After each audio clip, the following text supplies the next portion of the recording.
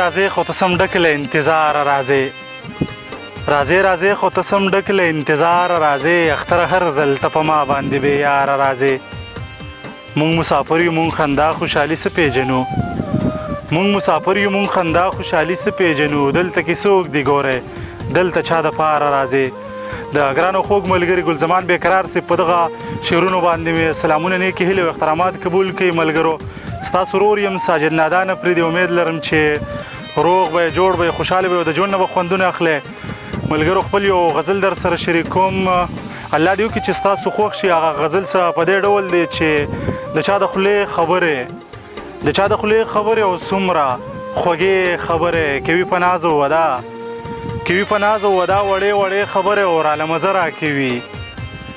مزه راکوي د لیونۍ خبرې او ما به په دار کړي که نه د یارانې خبرې او ما بس په لنډو پوی کا او پرېږده اوږدې خبرې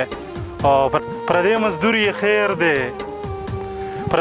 یې خیر دی په ځان به وړې خبرې نادان مې خوښ د مورې دی له هغې خبرې